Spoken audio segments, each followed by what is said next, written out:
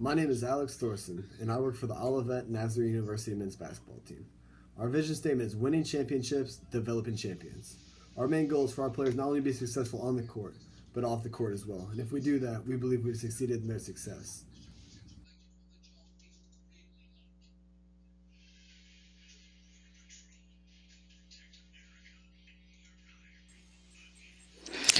Hello, my name is Angela Renelli, and I am currently a senior claims benefit specialist with Aetna.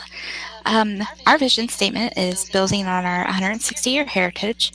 Aetna will be a leader cooperating with doctors and hospitals, employers, patients, public officials, and others to build a stronger, more effective healthcare system.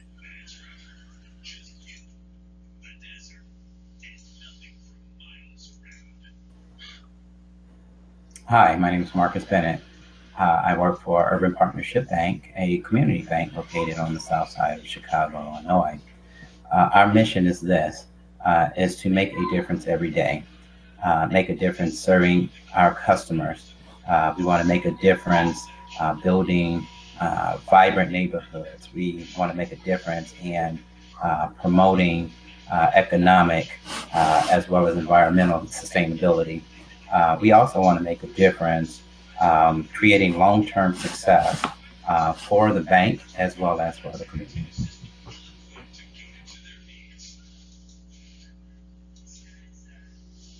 Hi, my name is Tiara Mundy, and I work with the Office Inspector General, and today I will discuss our vision statement. The Illinois Department of Healthcare and Family Services is committed to ensure quality healthcare coverage at a sustainable cost.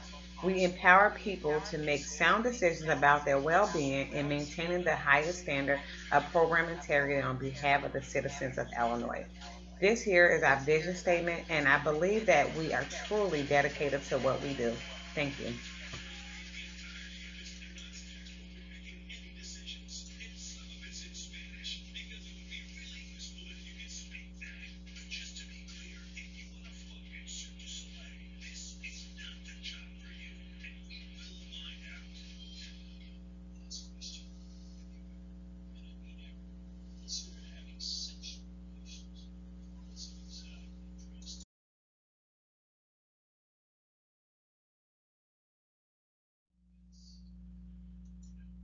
Have you ever wondered the difference between a mission and a vision statement? What's the point purpose of each?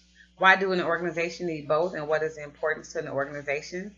As many may know, a mission statement defines the purpose and the objectives of the organization, whereas the vision statements focus more on a personal and its future goals and what's its purpose and value of the organization. We will discuss this assignment how developing an adequate vision and values that can help shape, develop, and guide a successful organization. We will reflect on the key concepts and fundamentals in Chapter 9, Linking Vision and Change.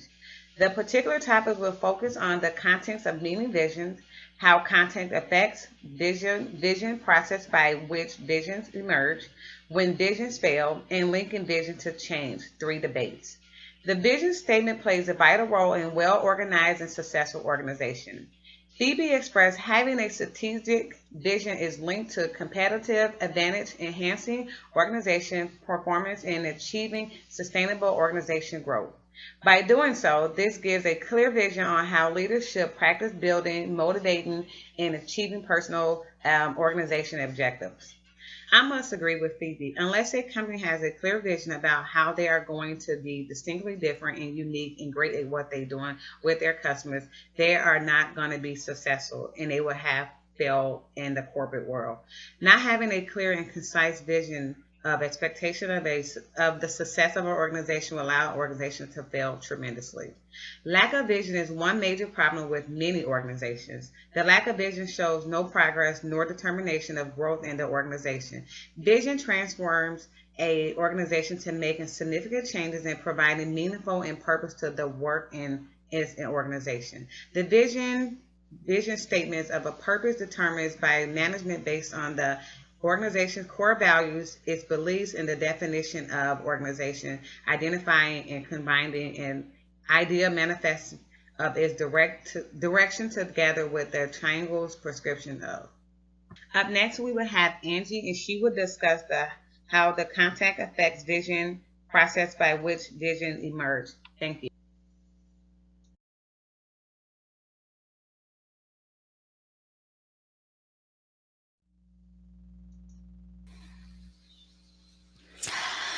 Visions, they create meaning. That's why it's called meaningful vision. They want to get people engaged in the types of change that are needed. But whenever we create visions, we need to make sure we keep the context in mind. That context being the type of organization. Is it a strictly run organization with the CEOs having a director type image? Or is it a freer operation where the leaders are more caring, nurturing, and even sometimes the navigator, where they want to help guide us through those changes.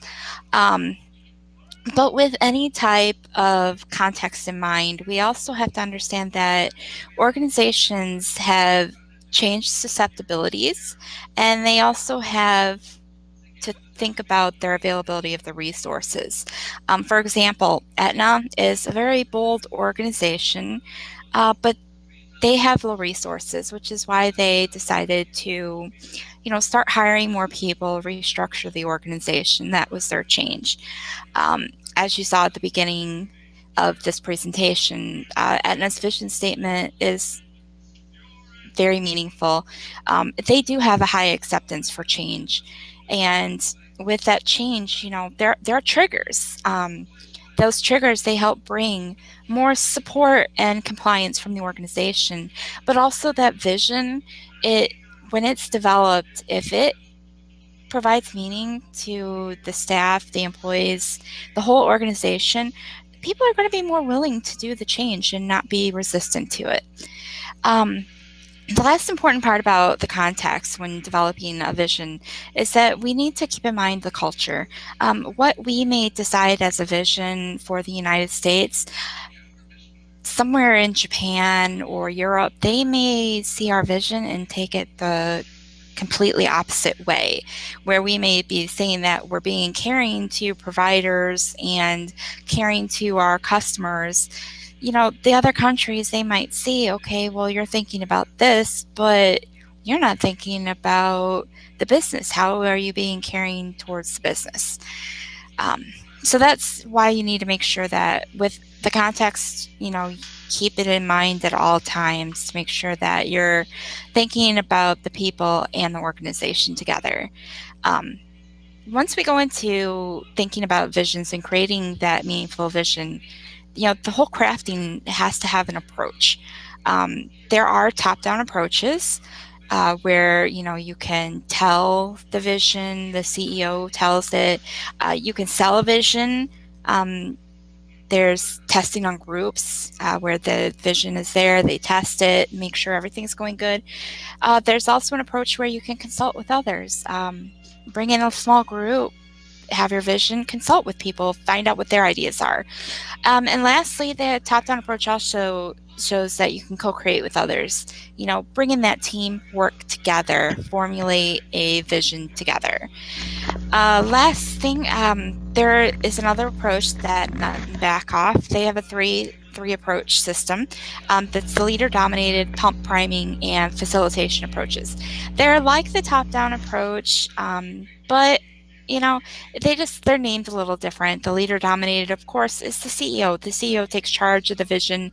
They're striving to put it through for the organization. Pump priming, they're looking for, hey, give me some suggestions. What do you want the vision to be? And then I'll craft it. And then facilitation. Of course, facilitations bring everybody together, do it together. These are all director type image approaches. Holt and Kelly in Fabia's book also state that there's an interpreter type approach. They use questions to formulate visions that are more engaging. There's 3 different approaches: the intuitive, the analytical, and the benchmarking approaches.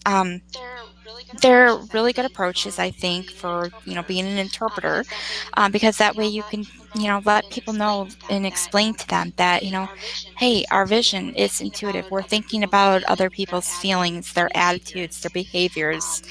We're asking those questions for desires. Make sure that that vision is crafted going along those intuitive approaches. The analytical approach, they're asking what is it that the organization needs. I mean, research, find out, okay, we need this, but how do we get this? Benchmarking approaches, they're more along the lines of using that external side. They're going to benchmark against other competitors to see what do they have that we could do better. And they formulate those visions to get the changes they need so that they can compete more and have that whole benchmarking approach. So overall, we want to create a vision that is worthwhile to connect to the people, the organization. We have to make sure that our visions are well thought out and that we keep context in mind. We want to drive change so that we use processes to help that vision emerge. Most importantly, visions, they help people see with their own eyes what they're a part of and how they can be more engaged with any challenge that they may face.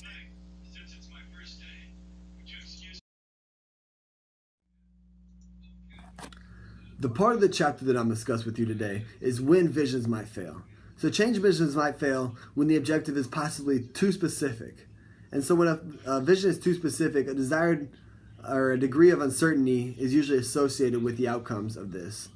Or a vision might fail when it's too vague, and so it fails to act as that landmark to direct those changes.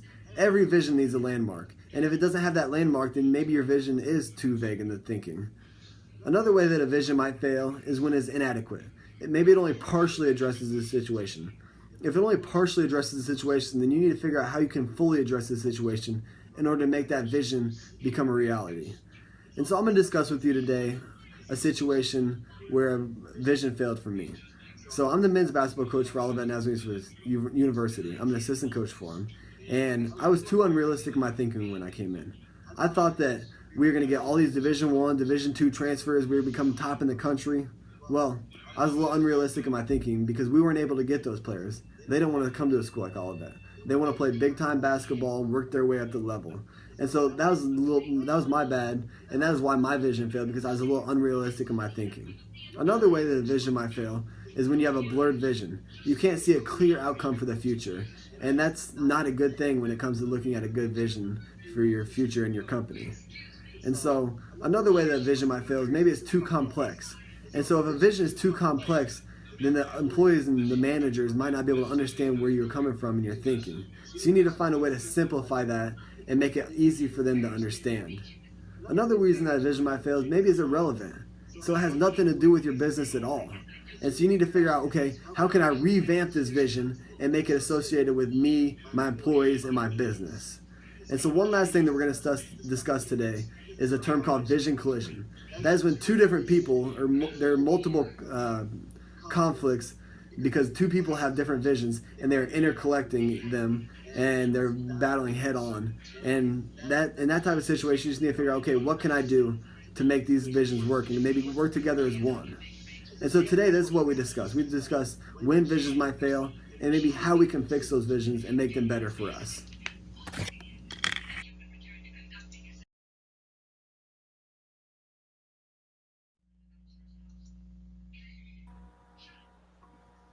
Part 2 of Chapter 9, Linking Visions to Change, covers 3 debates.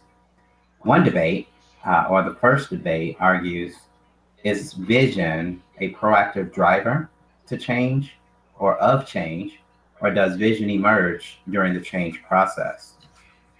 The second debate talks about, does vision help or does it hinder change? And the third debate in this chapter is vision best ascribed to a heroic or a charismatic leader? And if so, how or whether it is best understood as an attribute of organizations. In the first argument, it talks about a proponent of visions, those who believe that vision drives change argue vision is the first step and probably the most important step that is needed in organizational change. It provides clarity, it motivates, it keeps the staff engaged during the tough period of times. On the flip side of that argument, those who believe that although vision is important, it may be something that is not possible to articulate um, early on during the transformational or discontinuous change process. So the argument there says, you can't really have vision until you begin to do the work. And the work actually uncovers those desires or those changes that you need in vision. Um, that's the first argument. The second argument, as we go a little bit deeper, does vision help or does it hinder change? Um, for those who believe that the vision help change, it points to some tangible benefits according to the text. One of the authors, one of the writers, Lipton, identified 5 particular ways, tangible benefits that vision helps change. Is that it enhances performance, it facilitates organizational change, vision enables sound strategic planning, it helps in the recruiting of talent, and it also focuses on decision making. Um, on the opposite side of that argument, um, some people will argue that vision hinders change when visionaries or charismatic leaders rely more so on the emotional appeal for engaging change and neglect the everyday operational attention that's needed to detail. And so sometimes vision can also hinder change, according to this argument, where once it's developed, senior management tends to focus more so on the future than the right now. And so that's where that particular argument comes into play. Um, the third particular argument that we'll talk about is the one in which is vision best ascribed to a heroic, uh, charismatic leader? And if so, how or whether it is best understood as an attribute to organizations? Um, those who agree um, tend to write that one particular writer believe that successful strategic change will occur when it's led effectively.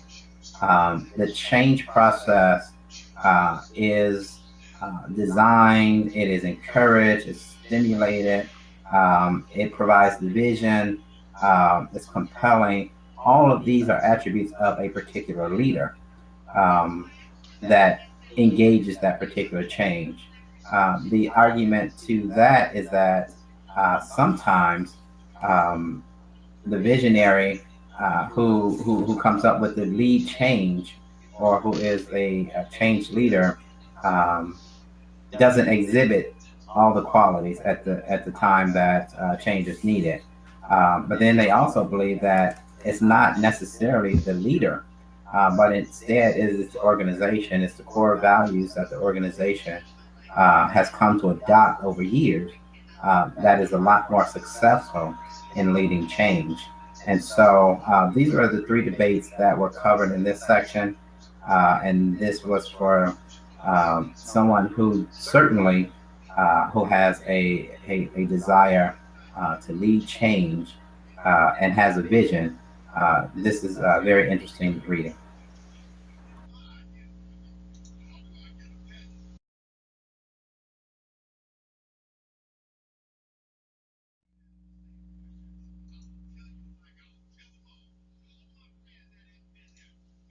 Winning championships and developing champions is going to create this change within our athletic society.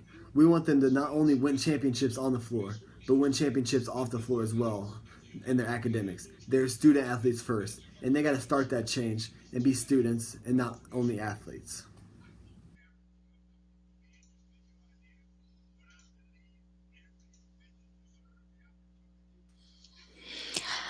Aetna's vision is meaningful in that through the want to cooperate with its internal and external customers, it shows that Aetna is the services and products that they provide to the community. Aetna shows the motivation to provide those strong relationships, and they want to continue to grow more involved in healthcare technologies to become an insurance company that they drive results with customers in mind.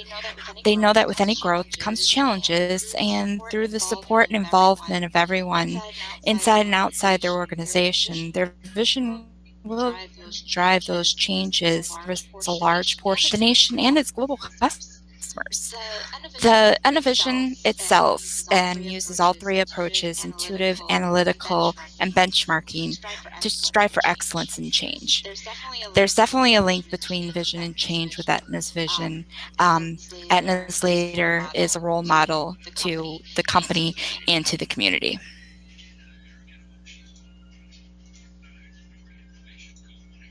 In closing, where there is no vision, the people perish. Proverbs 29:18. Vision provides motivation and inspires us to keep on going. It creates a desire to grow and improve.